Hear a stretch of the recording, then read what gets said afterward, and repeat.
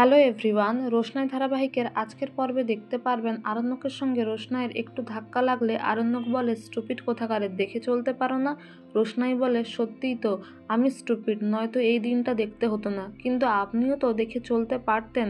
রোশনাইয়ের এই কথা শুনে মিনি বলে, মুম্বাইতে গিয়ে তোর খুব ডাঁট বেড়ে গেছে তাই না রোশনাই, মুখে মুখে কথা বলছিস।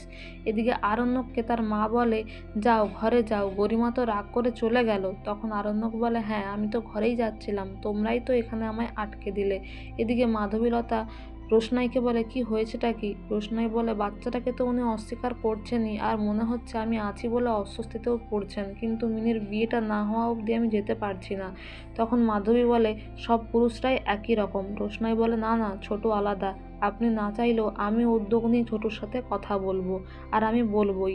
এদিকে মিনির গায়ে হলুদ সম্পন্ন হয়, তার বাড়ির সকলে খুব আনন্দ করে মিনির গায়ে হলুদ সেলিব্রেট করে। তারপর রোশনাই গয়না দোকানে আসে মিনির জন্য গয়না কিনতে, আর মনে করে এই দোকানেই তার স্যারজি তাকে গয়না কিনে দিয়েছিল।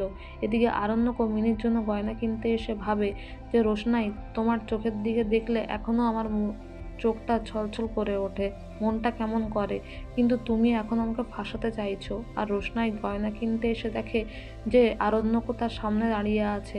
তারপর রোশনাই পেমেন্টটা করে যেতে গেলে আরণ্যক তাকে আটকে দেয়, বলে, তুমি তো বাড়ি থেকেই এসছো, আমার গাড়িটা ফাঁকা আছে, তুমি চাইলে আমার সাথে যেতে পারো।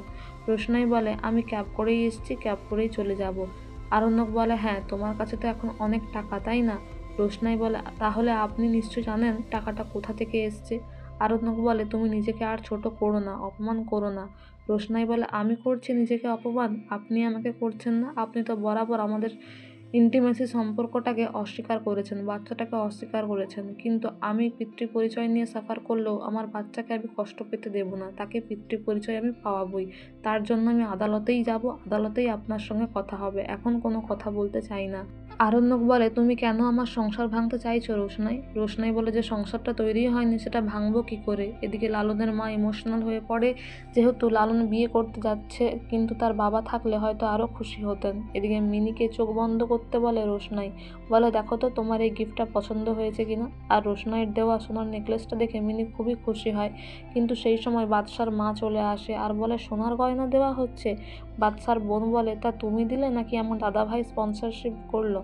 রোশনাই বলে, তোমার দাদাকেই না হয় জিজ্ঞাসা করো, সে তো সত্যি কথাই বলবে। এদিকে আরণ্যক ব্রেসলেটটা দিতে এলে গরিমা দেখতে পায়, বলে, দুটো গয়নার প্যাকেজিং তো একই দেখাচ্ছে, মানে একই দোকানের, তাহলে রোশনাই, আরণ্যক, তোমরা কি একসঙ্গে প্ল্যান করে বাইরে বেরিয়েছিলে গয়না কিনতে?